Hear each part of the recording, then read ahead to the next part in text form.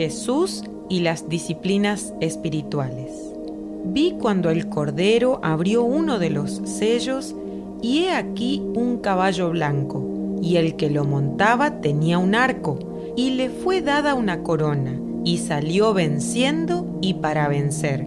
Apocalipsis 6, 1 y 2. Se han escrito volúmenes enteros afirmando que el jinete del caballo blanco de Apocalipsis capítulo 6 es Cristo, y otros tantos asegurando que es el anticristo. Escritores ampliamente reconocidos, pastores de gran trayectoria, versados comentaristas bíblicos y cientos de intérpretes de la profecía apocalíptica no se ponen de acuerdo. ¿Tendrá algo que ver el diablo en este asunto? No lo dudes. Satanás es un imitador consumado. Cristo siembra la buena semilla, el diablo siembra la cizaña. Mateo 13, 24 y 25. Dios sella a sus siervos. Apocalipsis 7, 3. El diablo marca a sus seguidores. Apocalipsis 13, 16. Cristo cita las Escrituras. El diablo también lo hace. Mateo 4, 6. Cristo hace milagros. El diablo prodigios mentirosos. Segunda Tesalonicenses 2, 9. Dios tiene un hijo. Juan 1, 18. Satanás tiene al hijo de perdición. Segunda Tesalonicenses 2, 3. Dios tiene una iglesia. El diablo tiene una congregación. Apocalipsis 2, 9. No es de extrañar entonces que el anticristo aparezca en un corcel blanco, tal como Cristo lo hará cuando regrese por segunda vez. Apocalipsis 19, 11. El propósito del diablo es confundir, engañar y arrastrar a las personas al infierno, y para eso se viste como ángel de luz. 2 Corintios 11, 14. Jesús dijo: llegarán muchos falsos profetas y engañarán a muchas personas. Mateo 24, 11. La profecía se está cumpliendo. Tenemos líderes que niegan, entre otras doctrinas, la deidad de Cristo y la salvación por gracia. El Espíritu Santo nos dice claramente que en los últimos tiempos algunos se apartarán de la fe verdadera, seguirán espíritus engañosos y enseñanzas que provienen de demonios. 1 Timoteo 4:1. Observa la frase «se apartarán de la fe verdadera». Cuando un creyente se desconecta de Dios, queda bajo la influencia de espíritus engañadores y se convierte en un siervo de Satanás, llevando a otros al error. Pablo dijo que son engañados engañando a otros. 2 Timoteo 3:13. Enseñan cosas aberrantes como que el Espíritu Santo es una fuerza. Dios no habla, los retiros espirituales no son bíblicos, orar en comunidad no es necesario, congregarse no afecta la vida espiritual, el anticristo ya vino, etc. Todo esto por haber descuidado la intimidad con Dios. ¿Cómo hacemos entonces para darnos cuenta de aquello que es falso? Conociendo lo verdadero.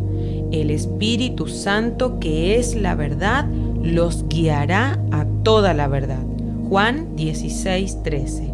Los cajeros son hábiles para reconocer billetes falsos porque conocen bien el dinero auténtico. Lo mismo sucede en el mundo espiritual. Lo real y auténtico proviene de Dios. La clave es conocerlo a Él. El Hijo de Dios nos ha dado entendimiento para que podamos conocer al Dios verdadero.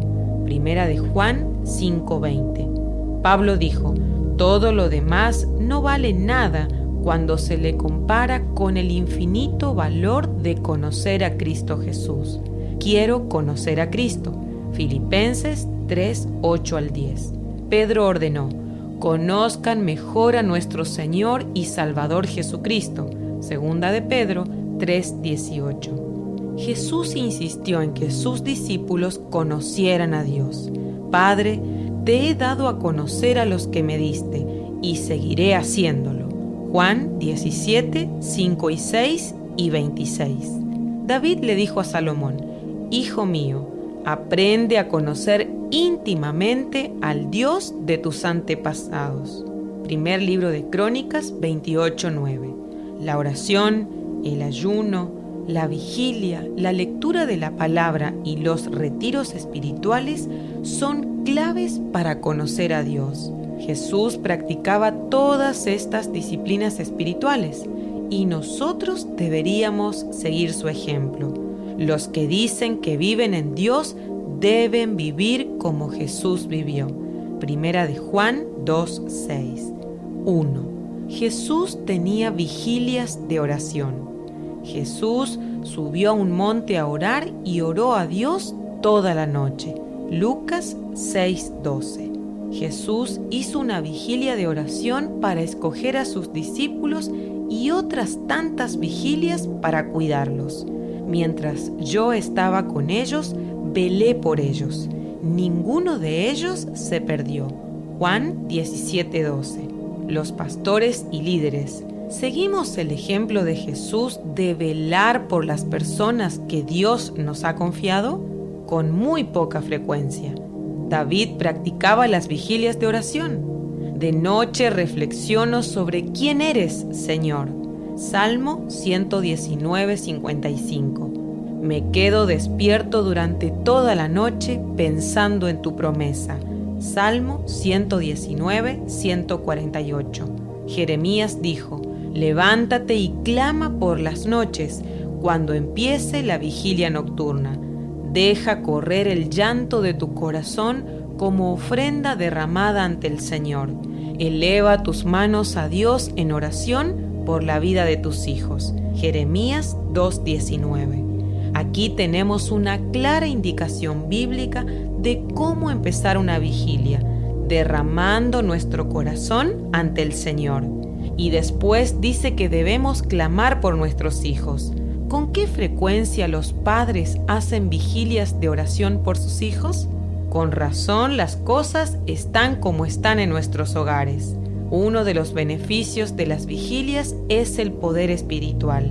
De día Jesús enseñaba en el templo, pero salía a pasar la noche en el monte llamado de los Olivos, y toda la gente madrugaba para ir al templo a oírlo. Lucas 21, 37 y 38. La autoridad espiritual no se obtiene mediante el conocimiento académico o el liderazgo, sino se relaciona con la íntima comunión con el Señor. Cuando los martes vamos al templo para nuestras vigilias de oración congregacional, nos embarga la tristeza al ver decenas de personas de todas las edades a la vera de la avenida Sarmiento con sus heladeras repletas de alcohol haciendo vigilias de adoración a Satanás. Pero si miramos hacia atrás en nuestra propia vida, nosotros también pasamos noches en vela. Lo hicimos por diversión y para viajar, por un pasatiempo como la pesca, para ganar dinero o lograr títulos académicos. Qué vergüenza que hoy nos cueste tanto hacer vigilias de oración. 2. Jesús tenía retiros espirituales.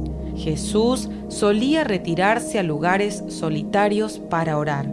Lucas 5, 15 y 16. Jesús se retiró otra vez a lo alto del monte para estar solo. Juan 6, 15. Los retiros de Jesús duraban horas o días. Mateo 4:1. Solía ir solo. Subió a la montaña para orar a solas.